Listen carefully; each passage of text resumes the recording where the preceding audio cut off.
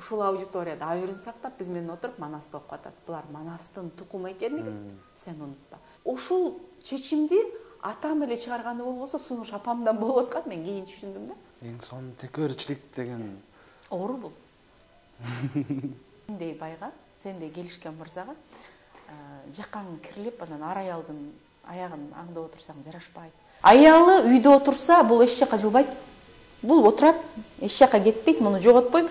Көчөдөн бирөөнү издеп алайынчы деген эркектин напсисине, же экинчи ай калсам кандай болот экен деген. Же бир мезгилде сүйүп жетпей калган кыздарын эле күтүп отура берген мырзаларга бир окуп коюңуздар демекчимин да.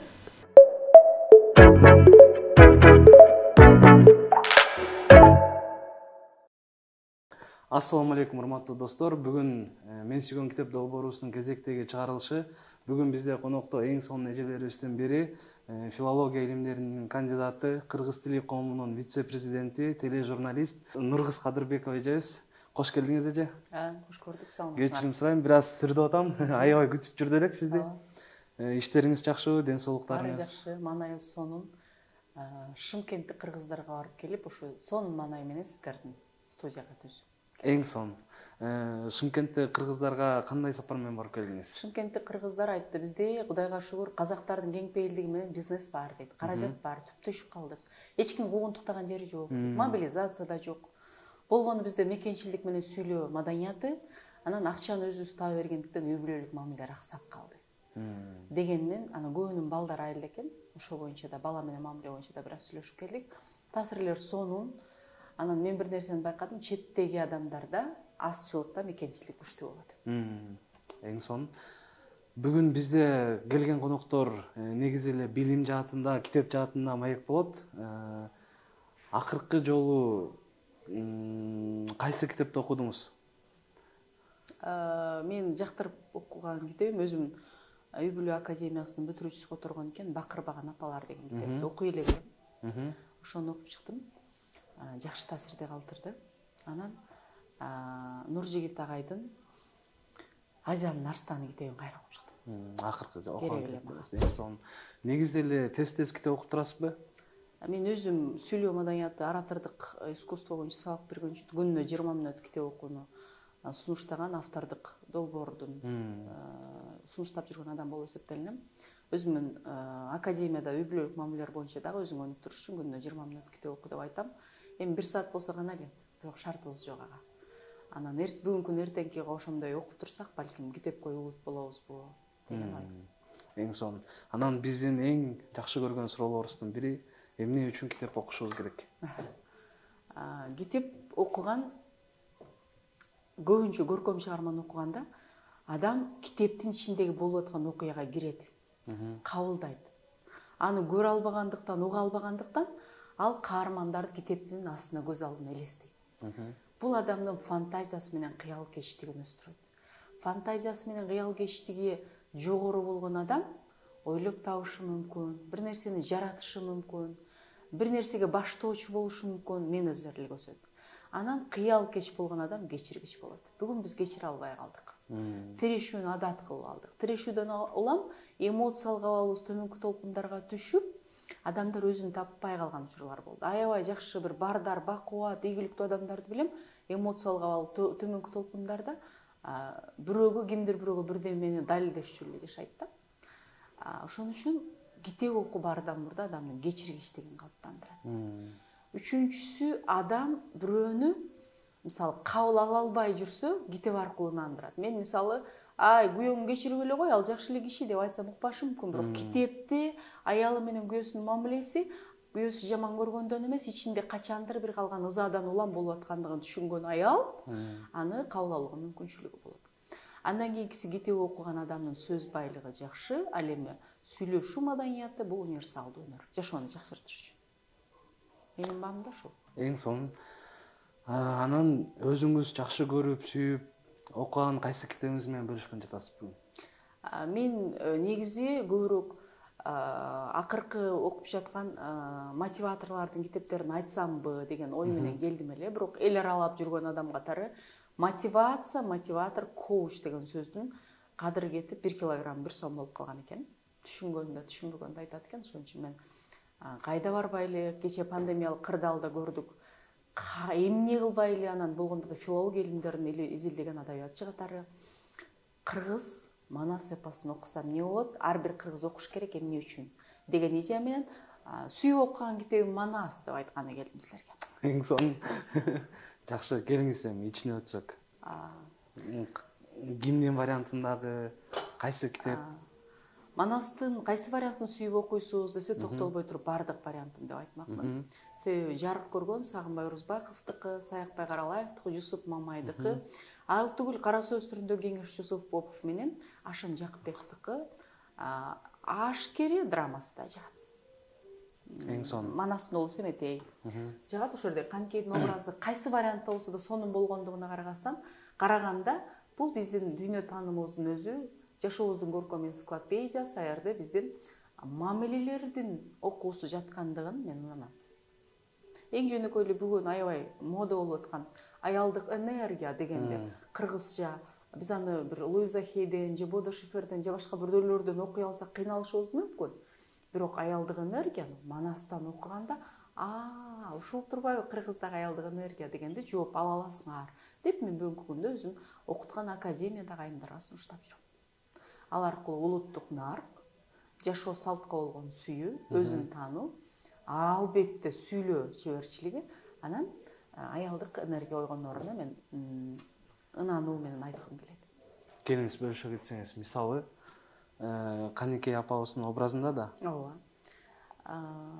Мисалы, эң жөнөкөйлүү мен бүгүнкү турмушка түшүндүрүп айтам да, эгерде Каныкейди бүгүнкү күнгө ала турган болсок, ал бир өлкөнүн президентинин кызы. Кайра бир өлкөнүн президентинин жубайы болду. Бир өлкөнүн президентинин апасы чоң энеси болуп атат. Дагы бир өлкөнүн президентинин эжеси болгондугун мен айтпай эле коеюн. Себеби атасынын ордун энеси болуп атпайбы. Ошол айым эмне болот бизде? Мен элдин баары карап турат, мен түздөнүшүм керек, анан мен шундук кийинбесем болбойт, мен моданын, иконанын стили болушум керек. Аябай сонун кымбат кийинбесем элдер көрүп коет, маскаралап коет. Анан мен укмуш болушум керек, анан мен аябай адамдар суктанган жашоодо тагынчак тагынып, же болбосо нерсе болушум керек деген жашоо бар да. Каныкей эмне кылып атат? Каныкей биз Манаска тийген мезгилде Фарс мамлекети өзүнүн күчтүүлүгү менен түрк мамлекеттерине коопсуздук туудуруп турган, бир маданий очок болгон күчтүү мамлекет эмес беле? Ошонун кызы болуп атпайбы? Жөндөн жөн алган жок да, нак сөөктүк үчүн, хан тукумундагы жашоону билгендиги үчүн. Ал ошол жашоону билген үчүн хандын баласын тарбиялоо жоопкерчилиги менен баласын эне тарбиялап алып атпайбы? Анан ошол Каныкей келип атат дагы, анан өзүнүн 40 кызын эштегелип, күйөөсүнүн көйнөгүн өзү тигип, ок өтпөс көйнөктөрдү. Анан үйдө тамактарды өзү даярдап, кайненесине баш ийип, ал эле түгүл, калган өзүнүн эриштип келген 40 кызына баатырдын жанындагы баатырлардын жубайы кандай болуш керек экендигин окутуучу, бизче айтканда коуч катары чыгып атат. Анан өзү тигип, өзү терин ашатты дейт. Семетейди биз батадан бүткөн бала дейбиз. Себеби кошойго бир да кандагай шым батпай койгон шымды Каныкей тигип атат. Эгерде тар болуп калса деп тери кирип кетет да, турган сайын капталынан жабыштырып, кандайдыр бир өйөн коюп коюп атпайбы, чоңойтсо болчудай. Ошонун баардыгы анын акылдуу, сарамжалдуу айым болуу менен катар хандын никесине татыктуу, хан никесиндеги аял болууга татыктуу экендигин далилдеген детальдар, көркөм детальдар болгон үчүн аны жалпы эл Санира деген атын кое билип, кыргызча Хан нике деп ат берип атат. Мына аялдык энергия, мына аялдын образы. Кимдир бир ойлошу мүмкүн, ал Фарс кызы деп. Жок, бизге келин, жеңе болуп келип, эне статусуна ээ болгондугу үчүн, кыргызга күйгөн улут башчысын тарбиялагандыгы үчүн, анан этегинде келип Каныкейдин образын ачуучу нерсе бул Каныкейдин монологу. Кыргыздан этегинде жакшылык деле көрбөй качып кетпедиби кыргыздын хандарына? Төшүмбөлө чапты, батырды сактайм деп кетти, эми бир ак өргөнү кармап отурса болмок. Бирок келип менин атам Манас болгонбу десе, кызылды кийип кирдеткен кызгалдактай бой жеткен кылыгы казактатына кыялап ойноп тоод өскөн. Айтылуу кыргыздын кыздары сулуу деген сыяктуу. Касташкан калың жоо болсо кара барчын айланып, жоо жарагыш айланып уулуп атыр кыргыздын. Тереке тууган куштары теминип турчу учкан, кайынга тууган куштары камынып турчу учкан деп кыргызды сүрөттөп аткандыгы ал кыргыз кайны болуп калгандыгын билдирет. Ал качандыр бир Фарстын татыктуу ханынын кызы болгондур, бирок кыргыздын энеси катары таанышыбыз керек экендигин далилдеген шилтемдер, бөлүмдөр ушулар. Эң son азыр ошол Манастагы кыргыз кыздары менен азыркы кыргыз кыздарыбыздын эң чоң айырмасы эмнеде деп ойлойсуз? Окшоштугунан баштайм. Кыргыздын кыздарынын биринчи ниети эч качан азыр өнүгүп, 21-кылым болуп, могу смартфондун мүмкүнчүлүгүн укмуш пайдаланып, бир эле маалыматыңды 5-6 платформа аркылуу бир мүнөттө дүйнөгө таратуу мүмкүнчүлүгү болгондугуна карабастан, биз кыргыз айымдары бойдон эле калдык. Кыргыз кыздарын азыр окутуп атырам, мен университетте 20 жылдан бери сабак берем, 21 жыл болду. Зам декан болдум, декандын орун басары болдум. Азыр айымдарды окутам. Өзгөчө тагдырың өз колуңда деп кыздарды турмушка даярдоо курсун окутабыз. Ошол жерде карап отурсам, кыргыздын кыздарынын ниети мен бирөөнүн ак жолук салган, ак никелеп алган, күткөн, калыңын берип каадасын жасаган жары болсом деген ниети бар да. Пока мындай бакыт менен жашап турайын, бакыт жакпаса бир айдан ажырет менен жашап көрөм, ал менин эркиндигим деген баалык жок, бейсеп шүгүрлөр. Ошон үчүн окшоштугубуз ушул биздин. Анан уят, адеп маселеси бар. Менин адебим аркылуу бүтүндөй менин элиме, менин атама, менин сиңдилериме, менин уруктарыма энеси ошондой эле, булардын эжесинен баланча деген болду эле деген нерсе абийирин сактоо дагы деле бар. Сактабай калып атса, ал каалоосунан сырткары болуп аткандыгын сиз менен биз билебиз. Каныкей боюнча, Айчүрөк боюнча айталы. Айчүрөктүн образын ачуудагы анын жер баспаган аккуу кебин кийген кол жеткичтиги менен сулуулугунан сырткары тазалыгын, арулугун берген бир өзгөчө сюжет бар. Огаттоо деп коет. Эгерде кайсы бир кыргыздагы айымдын күйөөсүнө ок тийген болсо, анда аял аябай моралдык жактан таза жүргөн болсо, аялы бир аттаган болсо, ок жеңилирээк чыгат дагы, баягы ордунан чукуп алганга караганда ок өзү чыкса, дарты жеңилирээк болот деген ишеним болгон. Балким мунун чындыгы болушу мүмкүн. Мен медик эмесмин, мен билбейм. Бирок ошол эле мезгилде моралдык жагын, салттык, адеп, нравалык жагын карабайлыбы? Ар бир менин мамлекетимди коргоого кеткен мырзанын, жоокердин аялында күйөөмө ок тийип келсе, мен актап калсамчы? Элдин көзүнчө аттасам, ок тийбей калсачы, чыкпай калсачы? Деген жоопкерчилик болгон үчүн аялдын кол жетпестиги жана никедеги жоопкерчилиги, арулугу деген маселе келип чыгат. Ошондо Семетейге Кытай менен кайра кайтып келгенден кийинки согушта ок тийип атпайбы? Атасынын каршылаштарынын баарын сырткы душмандары жеңип келгенден ок тийип атат. Ал деген Голливуд киносундагы каарман же Болливудтагы бир тепсе 8 киши ыргый турган каарман эмес, ал адам катары, реалдуу герой, баатыр катары берилип атканда, Бакай чакыр Айчүрөктү Семетейди аттасын деп да. Ушундай сюжет бар. Анан Айчүрөк үлпүнчөктөй чыгып ушундай бир сүрөттөлөт, мен ага тилим жетпейт. Антса мен да манас айтмакмын да, жок андай менде нерсе. Мен окуп окутуучумун. Үлпүлдөп чыгып аттаганда, бир аттаганда ок чыкпай калат, бир аттаганда. Ошол жерде любой ар бир окуган адамда мен аттасамчы деген ой болуш керек да. Мен аттасам, жер баспаган аяш вальска түшүп койбойлу, көрүнбөйсүз го, ачылып кетипсиз го деген биз эмес, асман менен аккуу кебин учуп жүргөн Айчүрөк бир жолу аттаса чыкпаса, анда менчи деген жоопкерчилик сөзсүз болуш керек, эгерде окуп атса.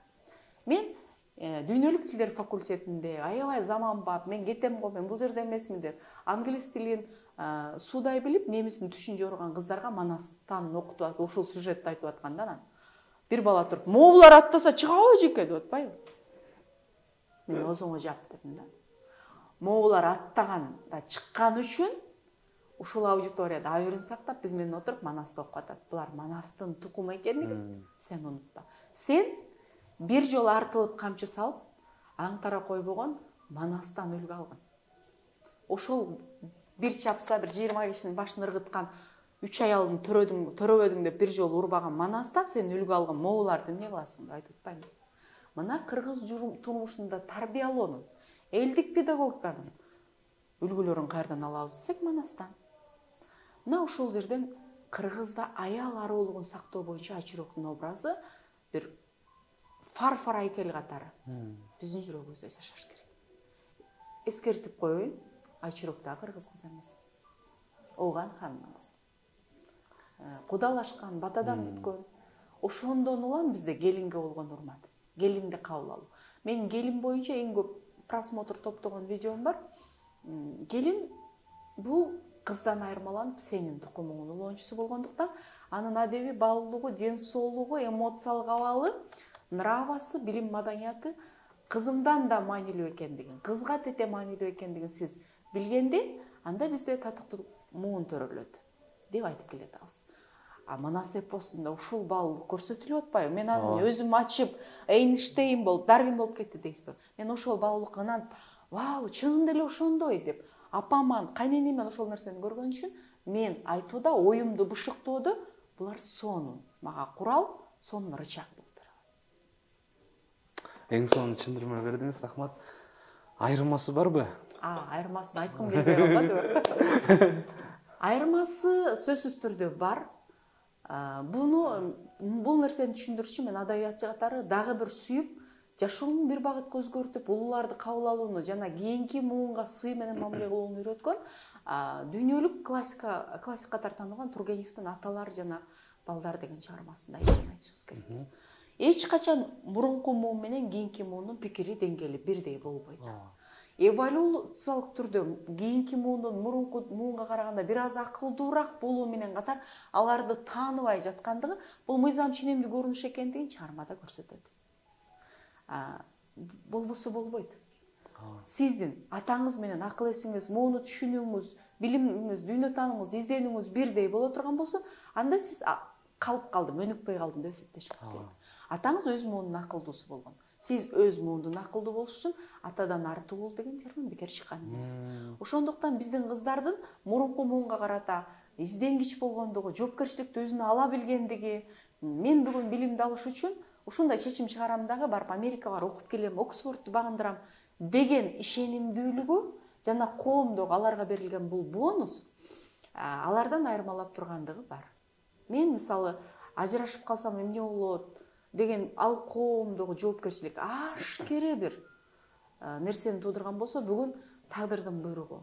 Мен ооруп калып, кесел болгон, кордук көргөн бойдон эч кимге керегим жок. Эгерде мени баалабай турган жигит менен жашап аткан болсом, анда тагдырды өз жоопкерчилигиме алып, мындан жакшыраак жигитке татыктуу болушум керек деген чечим чыгаргандыгы бар.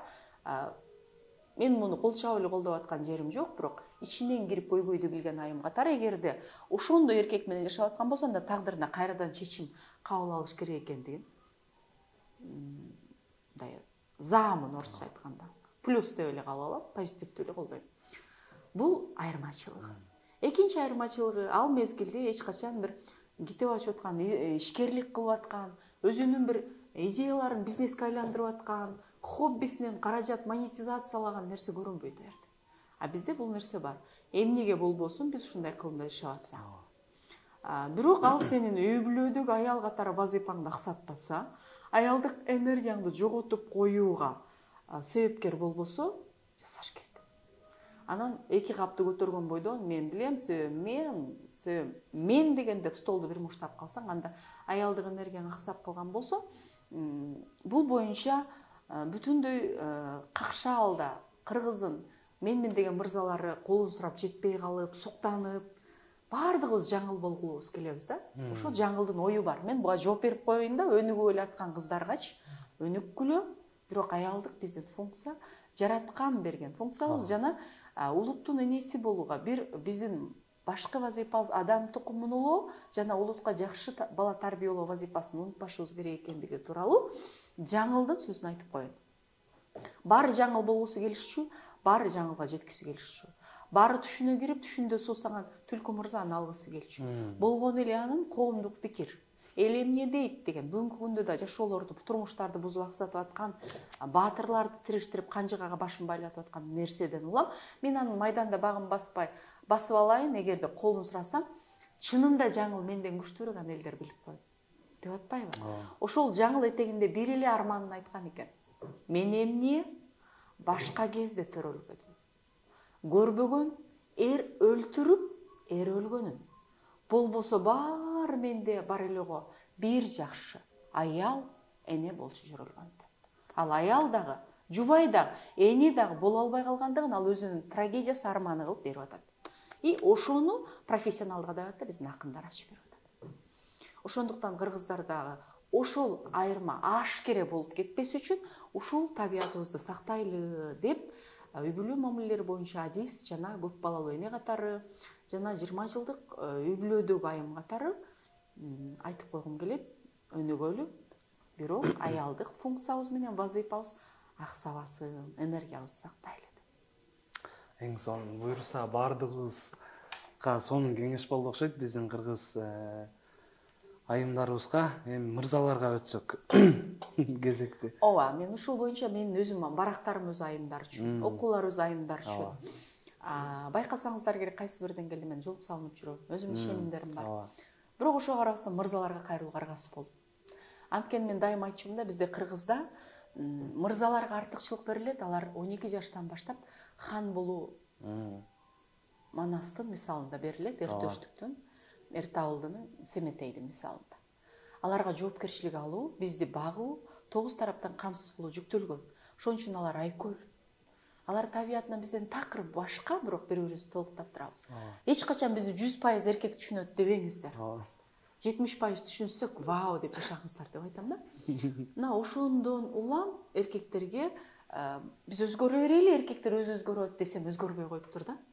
Анан эжеке сиз айтпадыңыз беле дегенден улам эне катары. Болочокто жакында балким кайнене болуп калууга даяр жашы жетип калган айым катары мен мырзаларга кайрылууга аргасыз болдум. Мырза жоопкерчилик алуучу. Мырза биз атабызды, апаларыбызды, комфортубузду, таманыбыздан өпкөн, энебиздин эркелеткенин, көлөкө жерде бакканын таштап ким үчүн барабыз? Бир мырзага тагдырыбызды байлап ошонун үйүнө барабыз. Жоопкерчилик алуучу болуш керек. Эмне кылайын деп кичине чыдап коёмун, эмес жок. Апасын апа, сизди аялым жакшы көрөт. Неге сизди жакшы көрөт? Деген бул жалган ал эмес, бул сүйлөшүү маданияты, бул мамиле билүү, жоопкерчилик алып чечим чыгаруу, менеджмент бул. Башкарып атпайбы экөөнү, жараштырып атат. Деп анан аялына, мындай, биз кантип бала чоңойтуп атабыз? Ким үчүн уктап айтабыз, ким үчүн эркиндигибизди көрөт? Сен ким үчүн кусуп, 9 ай кусуп, төрөдүң бала үчүн? Апам мени ошентип чоңойткон. Ошол үчүн канынан кан, сөөгүнөн сөк, терисинен тери, кашынан каш берип ал азайды, жешилди. Көп минилген машина сыяктуу болгондур балким түшүндүрүп коет. Кел ошону аяйлы. Себеби келечекте биздин балдарыбыз бизди аяйт. Деп устун болуш керек турмушта. Башка биздин эркектин мырзалардын күчтүүлүгү, акылдуулугу, пул тапкычтыгы башкасы жетет, бирок устун боло албай атат, мен эскертип коеюн. Манас эпосунда ошол нерсе берилет. Кадимкидей зарыл болсо, аял сага ошондой татыктуу аял болуп атса, аялга убада бериш керек. Канышым дейт. Сага артылып камчы чаппасмын деп убада берип атат. 40 уруу кыргыздын каны. Милдеттүү эмес ал канышка убада берген. Бирок бир уруунун, бир элдин, бир улуттун намызын ошол көкөтөйдүн ашында кошойго берилген шым көрөгөчтүгү үчүн жана ошол нерседе бата менен бүткөндүгү үчүн жана көкөтөй неменин чоң казатка аттанып атканда 40 жигитке, бир эле Манаска эмес, 40 жигитке болгон камкордугу сарамжалы үчүн канышым мен аман келсем, сага артылып камчы саппасмын деп убада берип атат. Бир аялың ошондой чыккан болсо, напсинин акысын бер. Кудайга бейсеп шүгүр айтам, сендей акылдуу аялга жолуктурганына деп эркек айтсам, аялым эширип кетет деп ойлойт. Кечирип кой. Ошо сыйга шүгүргө жеткирген аял андан ары эсирбейт. Эсирсе сенин аялың болот. Кээде кечирим сура, сен бирөөнүн аялына эмес, бар жок өзүнүн комфортун таштап келген өзүңүн аялыңан, акникелеп аялыңан. Чындап кече мындай, сени туура эмес кылып койдум деп. Достордон ушу кичине эле бир строй компаниянын жетекчиси болуп калсак, тирешип эле мына эки колдун астына экиден кирпич колтуктап эле лом жутуп алабыз да ийиле албай калабыз. Манас өзү айтып атат чоң казатка барганда 40 уруу кыргыз, анын ичинде 40 уруу кыргыздын ичинде өзбектерден Абдылда, түрктөрдөн Дамбылда, казактардан Эргөкчө деп түрк тілдүү хандардын баары берилип атат. Ошолордун ичинен мен катардагы эле бирөө болоюнчу бирөөң башкаргыла деп. Кээде башкарууну бер, Манастан алып атабыз. Анан ошол жерде Чубак менен Алмамбет урушуп кеткенде, Чубак сен эмне үчүн Алмамбетке тарттың? Эмне үчүн Алмамбеттин башчысы кыласың? Сени сайкалаңтарып кетерде мен жаныңда болбодум беле? Мен Каныкейге барганда жаныңда болбодум беле? Бир жолу саттымбы? Мен бир жолу сендин Манастан Чубак кем бекен деген сөз бар. Эрдиги боюнча ал уступать этпейт. Бирок деп атканда айтып атпайбы? Кечирип койчу Чубак депчи. Кечирим сураганды билиш керек. Керкейе берсең, бул кечирим суроо өзүңдүн напсисиңди жеңүү, бул күчтүүлүк. Жөнөкөй эле диетага отурдуңуз, арыктайм дедиңиз, астыңызга гилкилдетип, беш бармак тап келди, жана эле сиз койдун майына бышырылган аш жегенсиз күрүчү. Жок, мен жөө эле коеюнчу дегенде эрк, напсиңди башкарып атасың. Анан деп алып жаман тамак калгыч, жакшы курсак айрылсын, деген бул эрки жок бирөөнүн сөзү. Ошол сыяктуу сен анда аябай күчтүү болсоң, кол алдыңда бирөөлөр болсо, берилген досуң болсо, аманат жанын берген болсо, анда кечирим сура сен. Бир жолу напсинин акысын бер. Кээде ылдый бол, бир кадам аркага кетип, 2 кадам алдыга кет деген идеяны Манастан алып атсак, кечирип кой, түрк тилдөнүн баарына хан болуп аткан Манас кээде ийилген болсо, сен анда япондордой эле ийилип коер. Мырзаларга ушул нерсени айтмак. Мен ийилбейм, мен кем, мен эркекмин деп көп ийгиликтен калып атат да. Кээде ошо ийиле билүү бул күчтүүлүк. Өзүң напсисин жеңбеген киши бирөөгө кул болот деген сөз бар. Дал ошол эле Бодо Шифердин айтканы бар. Эң сонун нерсе айтып өттүңүз. Манаста мисалы бир китепти окуп, ал китептен таасирленип жашоодо бир нерсе, бир сапатыңды же бир адатты өзгөрткөн учурлар болот эмеспи? Манасты окуганда сиз өзүңүздүн жашооңузда бир нерсе, сапатыңыз балким же ишиңизди өзгөрткөн учурлар болдубу? Болду. Биринчиден мен мындай Бардар айылдын интеллигенциясынын үй бүлөсүндө төрөлдүм. Анан бир мезгилде мен 12 жыл бир үйдүн кичинеси болдум. Анан менин кандай жоруктарым, эркелигим, эгоизмим тууралуу Нуржигит Кадырбекович барган жеринде түзүк эле Кыргызстанга жамандап таанытып бүттү окшойт да меничи. Ал нерсе бар эле. Эми бутунан кармап жерге бир чапса сооп боло турган пейилдерим бар экендигин мен азыр ынанам да. Анан мен Нуржигит Кадырбековичти азыр туулган күнү менен куттуктаганда айтам да. Бир мезгилде нерв клеткаларыңды жеген болсом, бир мезгилде балалыгыңды урдаган болсом, мен ошону кечирим сураган эле чалдым деп айтам да. Ошол мен эмнеге ийилишим керек? Мен баланчанын кызы болсом, мен деген мектептин мыктысы болсом, мен деген райондон чыккан биринчи кыздардан республикалык олимпиаданын жеңүүчүсү, анан биздин мектептен медалистка болсом, мен эмнеге ийилишим керек деген сезим бар. Мен Манас эпосун мектепте окугам баа үчүн. Бирок биринчи курста кайра келип окутканда Раматылык Токтош Танаев деген момундай килтейген сары тетрадьты толтуруп келбесеңер, мен силерди Манасты окуду, конспект окуду деп эсептебейм. Деп эле тетрадьты ачып окубай, сурабай туруп эле этегинен бир 10 барак калып калган болсо, килтейген жалпы дептер болот го. Ошону ыргытып ичүүдөн чыгышка деп чыгарып чыктым. Ошону толтурам деп конспект эле ичинен мен жазсам деп отуруп, мен Манастан кичпейилдүүлүк болуу, канчалык күчтүү болсоң айкөл болуу, айкөл деген башка тилде жок. Мен англис тилинде кичине сүйлөйм, казак тилин кичине түшүнөм. Анан орус тилинде сүйлөйбүз барыбыз эле, орус тилдүү группаларга Манастандан берем. Айкөл деген которулбайт. Великодушный деген айкөл деген сөздүн бардык мааниsin бере албайт. Ошо айкөл болуп атса Манас, кечирип кой, мен анда кайтайын деген нерсени мен билдим. Мен 20 жылдан кийин барсам, классташтарым айтты, сенде бир бардык адамдык жакшы касиет менен катар мен эле деген бир текеберлик, менсинүү бар эле. Ошол мен жок экен сенде байкабай жүргөн турбаймынбы дейт. Ал жок эмес болчу, мен жоготкон элем да. Мен окуп жүрүп жоготкон элем. Экинчиси Каныкейди көрүп турган айттым да. Мен неге бир күйөөгө баш ийип, шуң-шуңдө отурушум керек деген. Себеби мен апам бир жолу атама каршы чыгып, кечирип гана коесуң деген уккан эмесмин. Кандай дейсиң Каден? Кадырбек ушундай кылсак туура болобу? Ошол чечимди атам эле чыгарганы болбосо, сунуш апамдан болуп аткан, мен кийин түшүндүм да. Эгерде мен ошол нерсени апамдын мисалында, чоң энем мисалында Манастан деп Каныкейлер аркылуу түшүнбөсөм, кечирип гана коесуң, мен президенттик стипендия менен бүткөнмүн. 36.000 студенттин ичинен жалгыз 1 жылда бир. Ошол мезгилде балким сен бүткөн эмессиң деген түрөшүү жолдошум менен болушу мүмкүн эле. Ал илимдин кандидаты болду биринчи ирет. Экөөбүз бирдей эле кызыл диплом менен бүткөнбүз. Бирдей эле президенттик стипендия алганбыз, окуунун мыктысы болгонбуз. Ал эркектин ошондой болмогу мен үй бүлөдөгү укумдукума, балдарыма, мага мартаба бере тургандыгын мен түшүнөт.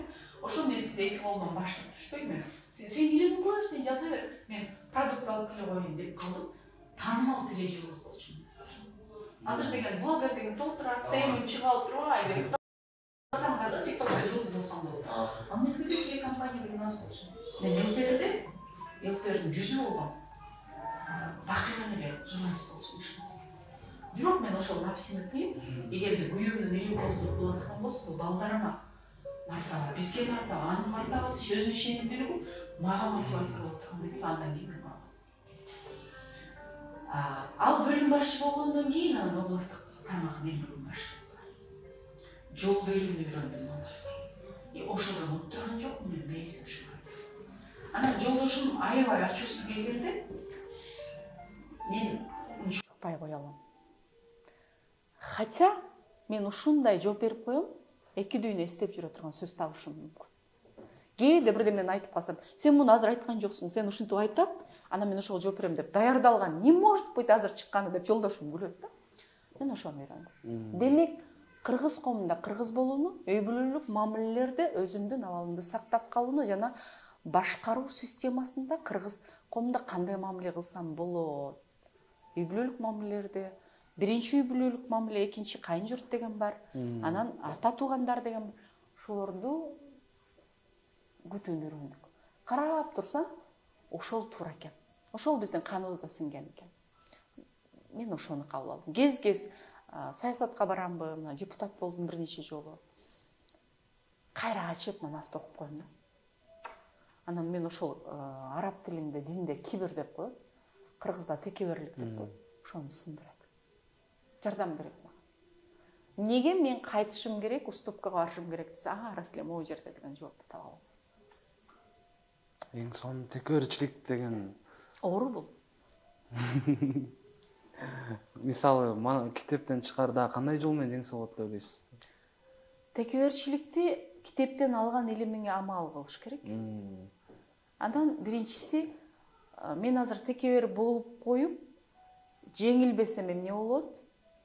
Жеңилсемчи деген суроону бериш керек. Бул боюнча менин сабактарымда айтат да, акылдуу аял менен акылман аялдын айырмасы.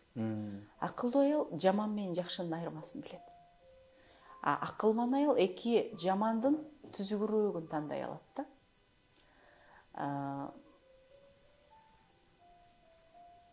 Текеберлик кылсам не болот? Бир эми бирчи кызыл ашыгыңан ылдый бирөөгө кээде макул деп коюмга туура келет. Ошондо мисалы сеники туура көрүп турасың, талаш кыз аксиома, бирок мейли деп коюш керек болсо, сенин неге мен мейли дейм, мен эгерде туура болуп турсам деген нерсени түшүнүш үчүн мындай нерсе болуш керек да. Сени келип туруп аябай багылган, килтейген ит тиштеп алды. Анан мен күнөөсү жок эле тиштеп алдым, ке сени тиштейин деп итти тиштейсиңби? Ал ит да, ит тиштеш керек да. Ит ошо кайтарыш үчүн, абау деп ар кимди алыш үчүн отурат да. Же болбосо бир кемакыл жинди келди дагы, сен мага алым жетеби деди. Бир койсоң аңтарбады. Алым жетет деп далилде ошону бир койсоң эмне болот? Сени милиция барып камайт. Айырың кетет, шерменде болосуң, административдик жаза төлөйсүң, далилдейсиң, ал жинди сени далилде.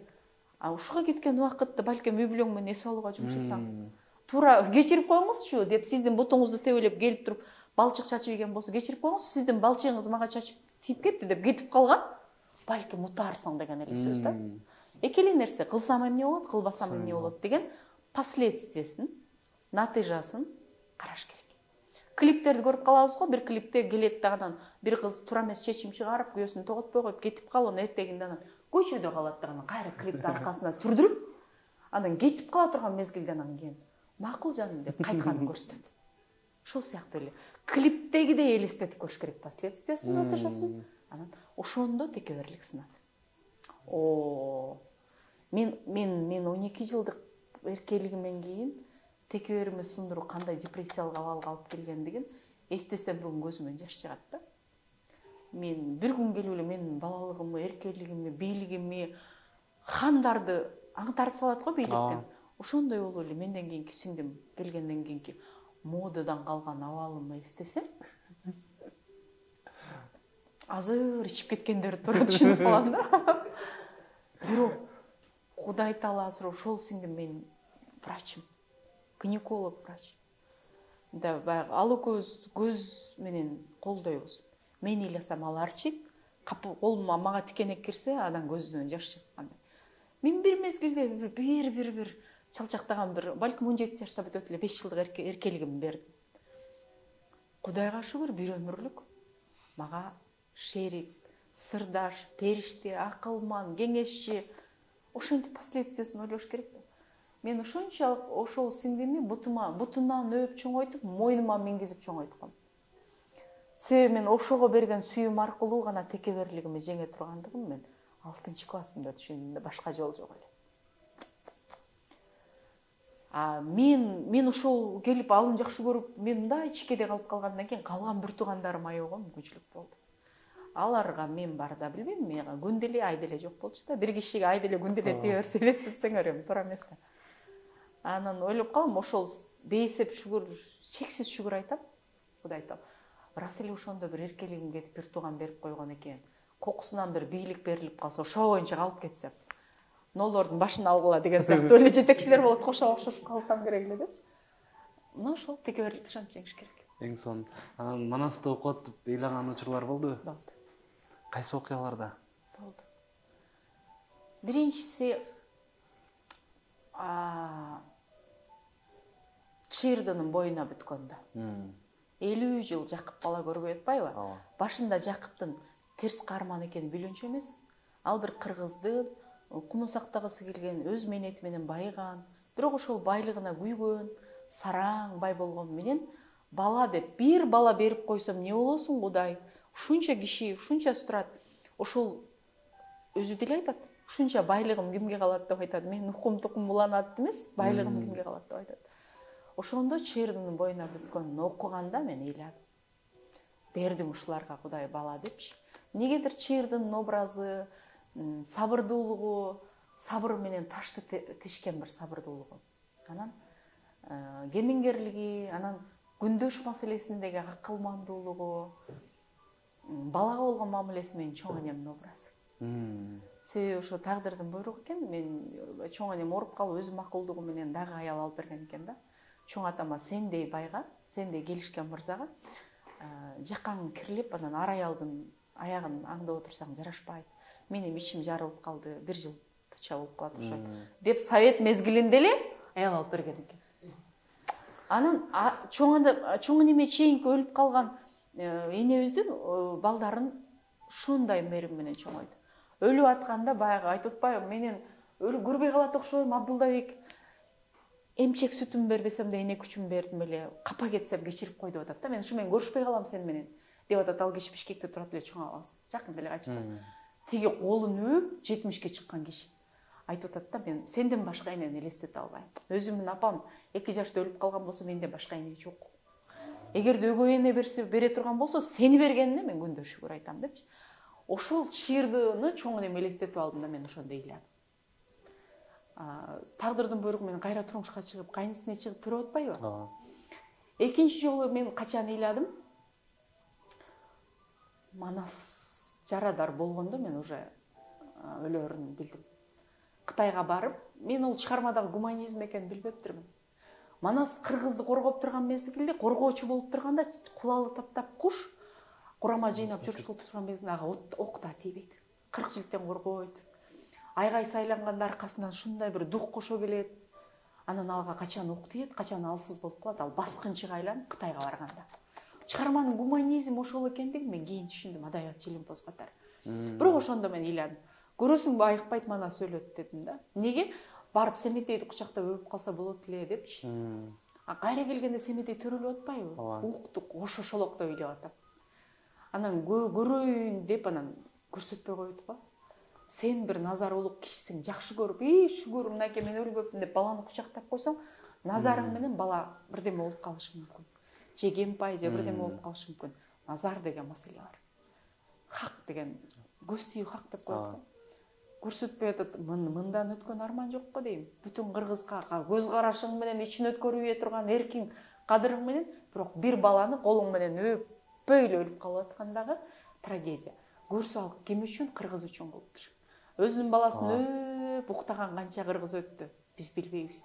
Баарыбыз Манасты сүйүп окуйбуз, урмат кылабыз, кээде рухуна Куран багыштайбыз, күмүр тутабыз, биригебиз, дух алабыз.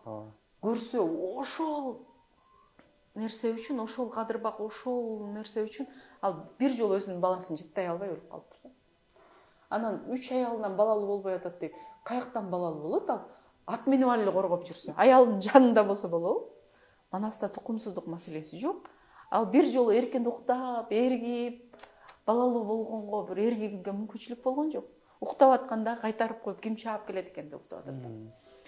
Анан бул деле Кудайдын чеберчилиги, бизди күттүрүп Манасты берген. Анан Манастын доорунда, Манастын рухунда тарбияланып, атам бар да деген жүүнү бош шөмтүргөн мырза эмес, кыйналып, ошол тагдырды көрүп, чабылып, чачылып, тага журтунда өсүп, аны бирөөлөр жетим деп келип анан жок мен кыргызмын деп келип аткан деле Кудайдын чеберчилиги экендигин мен окуп алуунан атам.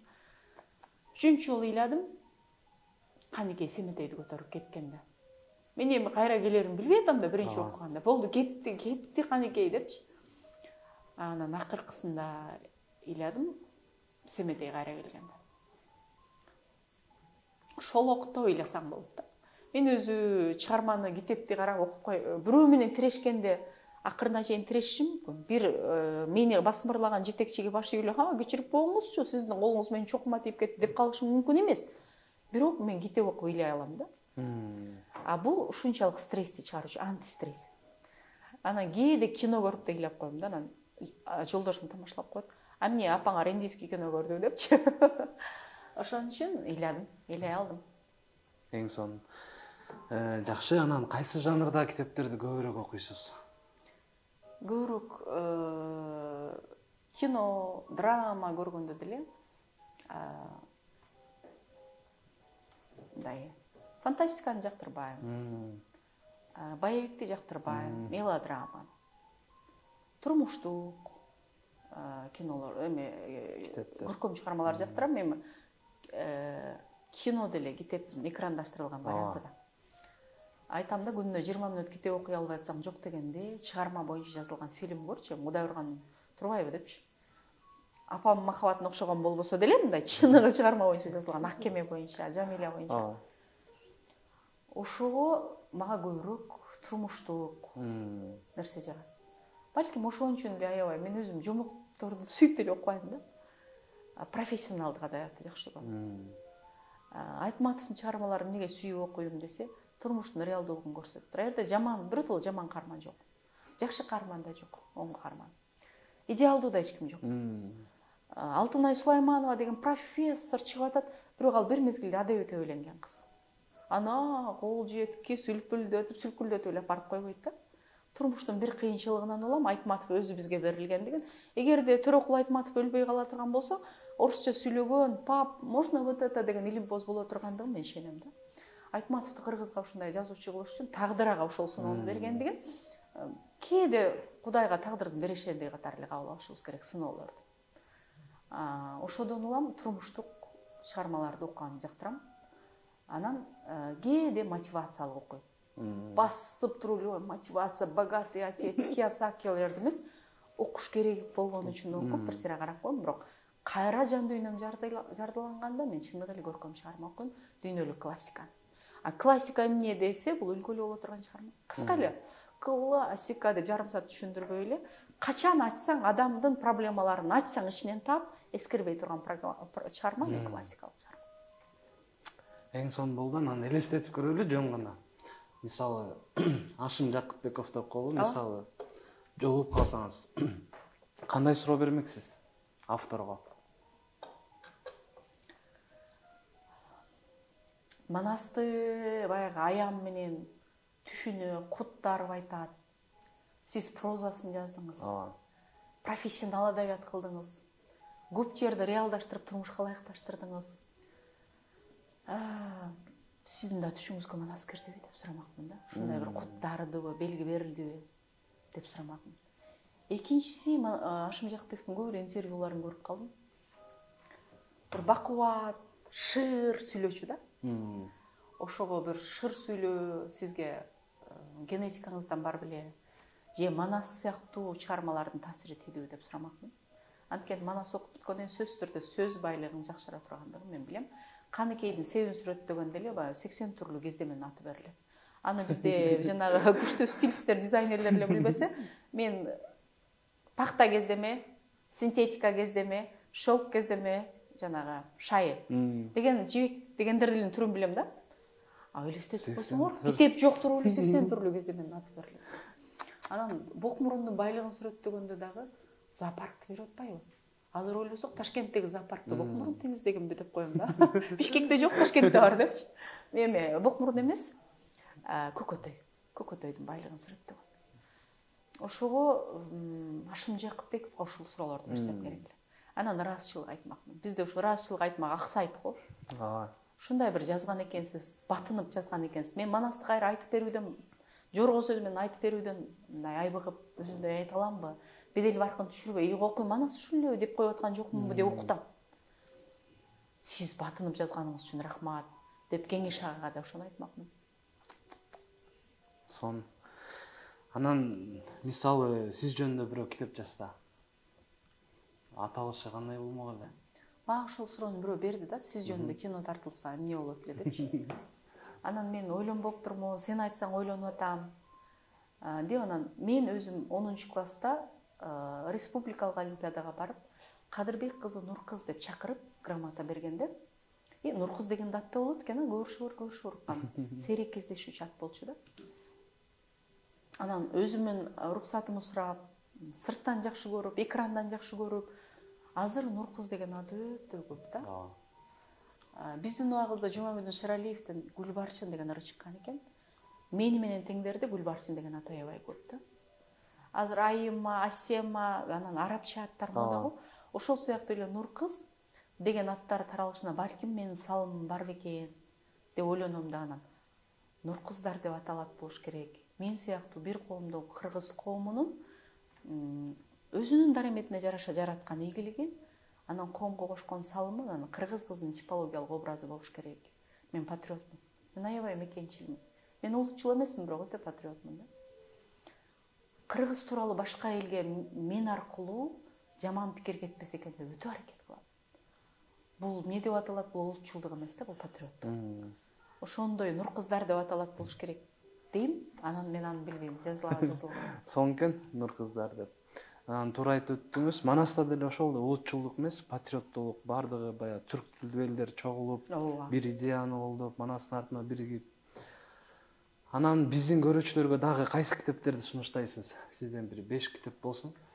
Көбүнчө мага сөз байлыгым жарды болуп атат деп кыргыз тилдүү адамдар жазат. Ооба, мен окуясын адабиятчы катары баа бере албайм, идеалдаштырып жиберген. Бирок Касым Касымалы Жантөшүттүн Каныбек романын окусаңыздар, сөз байлыгыңыздар, жазып окусаңыздар, бүтүп окуп бүткөнчө, 2 томун окуп бүткөнчө байыйт деп мен ишендирем. Бул биринчи китеп. Мен эми элдин баарын сунуштаган китеп сунуштабайын деп атам. Андан кийинкиси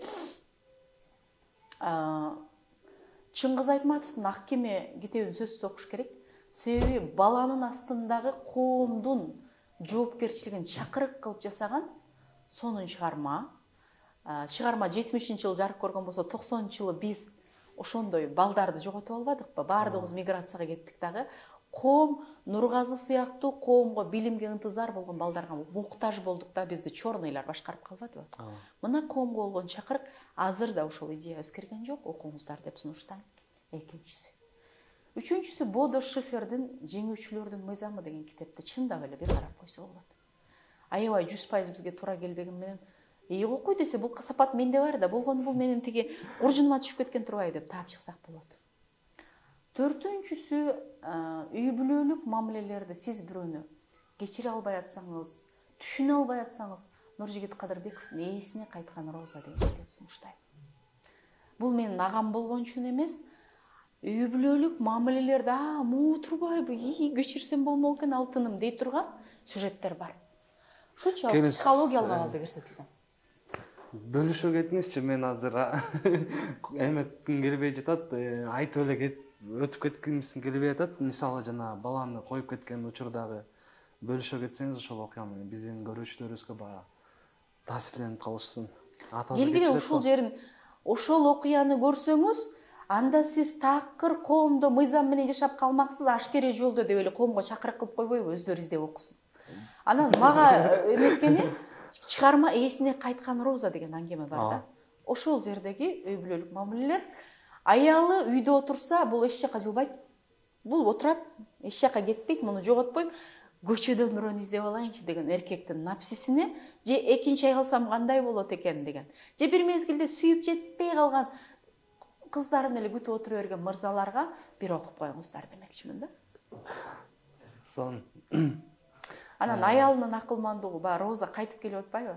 Ошондогу көздөрүн, мен эгерде режиссер болсом ушуну экранизациялаймын. Сон. Агай уруксат берет беле? Берет. Берет деп албадым, бериш керек. Окусун, экранизацияласын деп жазганда, өзүнө жаксага ичине катып отурбайт беле. 5-чи китебим айтпай калдым. Келиңиз. 5-чи китеби бул ата менен баланын ортосунда пикир келишпестикти этегине чейин түшүнүш үчүн Тургеневдин «Отцы и дети» деген чыгармасын окуп көрсөм. Эми көп китеп сунуштамакмын, силер 5 эле дедиңер. Сонун китептерди сунуштадыңыз. Бүгүн Нургүл эже келип бергениңизге, алтындай убактыңызды биз үчүн бөлүп бергениңизге терең ыраазычылык билдиребиз. Алдыда иштериңизге ийгиликтерди каалайбыз. Сизге окшогон кыргыздын чыган кыздары көбөйө берсин. Буйруса бактылуу үй бүлөлөр көп болсун Кыргызстанда. Азыр биздин көрүүчүлөргө кайрылып койсоңуз болот. Эркин сөз. 1 саат бою сиздерге кайрылдык. Айткан сөзүбүз, илимибиз сиздер үчүн.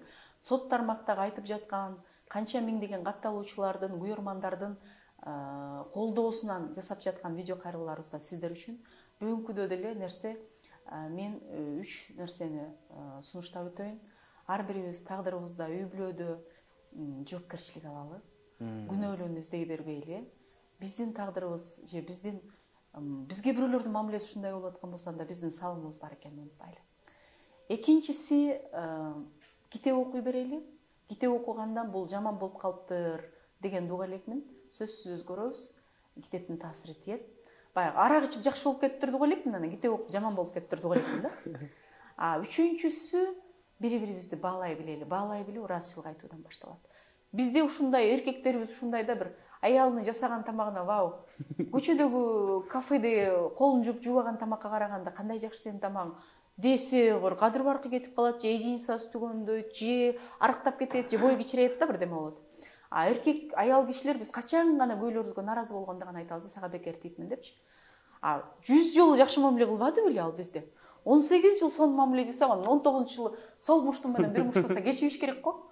Жок, ушул баалап, бири-бирибизди баалап ыраазычылык айтууну.